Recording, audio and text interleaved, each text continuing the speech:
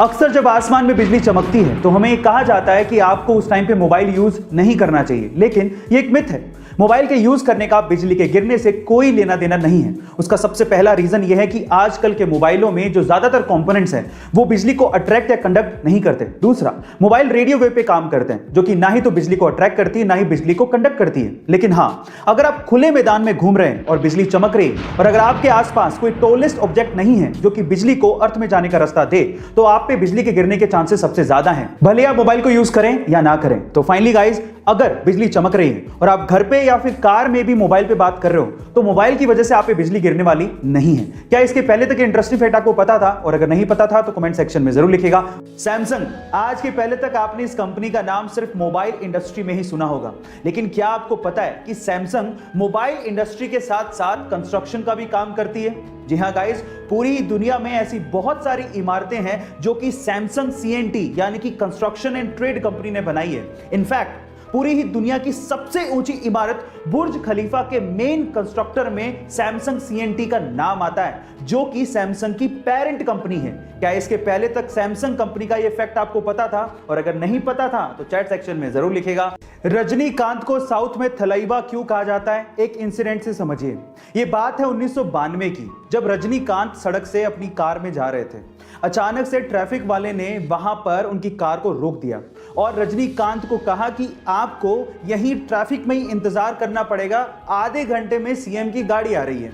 तो रजनीकांत ने कहा कि इंतजार तो ठीक है, लेकिन आधा घंटा बहुत ज्यादा है, सीएम की गाड़ी आने में टाइम है, हमें जाने दो, लोग परेशान हो रहे हैं। लेकिन ट्रैफिक पुलिस वाला नहीं माना, उसने कहा कि नहीं, आपको इंतजार करना पड़ेगा। तो इस बात पे रजनीकांत बाहर निकले और पास की दुकान पर जाके खड़े हो गए। उनको देख के वहां पर भीड़ जमा हो गई। अब ये तो और ज्यादा प्रॉब्लम वाली बात हो गई, कंट्रोल करना और भारी पड़ गया। तो इस बात पे ट्रैफिक पुलिस वाला रजनीकांत के पास गया और उन्हें कहा कि प्लीज आप यहां से जाइए। तब रजनीकांत ने कहा कि यही तो मैं कह रहा था कि मुझे जाने दो भाई, इंतजार करना तो ठीक है, लेकिन आधा घंटा बहुत ज्यादा है। गाइस, आपको ये घटना को सुनकर कैसा लगा चैट सेक्शन में जरूर लिखिएगा। शादी को 7 जन्मों का साथ माना जाता है, लेकिन आजकल जितनी जल्दी शादियां हो रही हैं उससे जल्दी तो तलाक हो जाते हैं। लोग एक दूसरे से इतनी जल्दी ऊब जाते हैं कि डिवोर्स तक की नौबत आ जाती है, यानी कि जन्म जन्म का साथ चंद घंटों में ही खत्म हो रहा है। और ये एक बहुत बड़ी सोशल प्रॉब्लम है, जिसे इंग्लैंड की 15 साल की लड़की डेमी बर्नेस ने एक बहुत अलग तरीके से उजागर करने की कोशिश करी है। उन्होंने क्या किया, 1500 डिवोर्स पेपर से एक वेडिंग ड्रेस डिजाइन की। जी हां गाइस, आप ठीक सुन रहे हैं, 1500 डिवोर्स पेपर से एक वेडिंग ड्रेस। आइडिया थोड़ा वियर्ड है, लेकिन इस सोशल प्रॉब्लम को उजागर करने का यह बहुत अच्छा तरीका है और सोशली इसे अप्रिशिएट भी किया जा रहा है, ताकि लोग इस चीज को समझें कि शादियां सिर्फ तलाक करने के लिए नहीं बल्कि जन्म जन्म का साथ निभाने के लिए की जाती हैं। गाइस, आपको डेमी की यह पहल कैसी लगी कमेंट सेक्शन में जरूर लिखिए। हम लोग भावात्मक तरीके से कई बार इंग्लिश को गलत बोलते हैं। कैसे? मैं आपको एग्जांपल के साथ बताता हूं। जैसे कि अगर किसी की शादी की सालगिरह है तो उसे मैरिज एनिवर्सरी नहीं कहते, उसे वेडिंग एनिवर्सरी कहते हैं।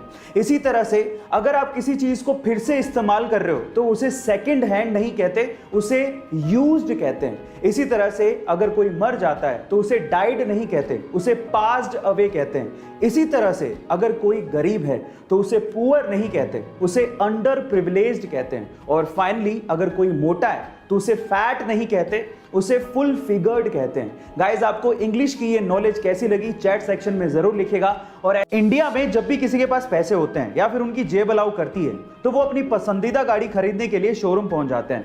वो ये भी नहीं सोचते कि इस गाड़ी को पार्क करने के लिए उनके पास पार्किंग प्लेस है या नहीं, ना ही शोरूम वाले पूछते हैं।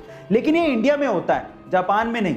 गाइस, जापान में अगर आपको गाड़ी खरीदनी है तो आपको पहले स्थानीय पुलिस स्टेशन पहुंचकर पार्किंग के दस्तावेज जमा कराने पड़ेंगे। उसके बाद पुलिस वाले आपको पार्किंग स्पेस सर्टिफिकेट देंगे और उसके बाद ही आप गाड़ी खरीद पाओगे। गाइस, क्या आपको भी लगता है कि इंडिया में भी ऐसा कुछ होना चाहिए? चैट सेक्शन में जरूर लिखिएगा। और ऐसे अमेजिंग वीडियोस के लिए और नॉलेज के लिए हमारे चैनल को सब्सक्राइब कर लीजिएगा।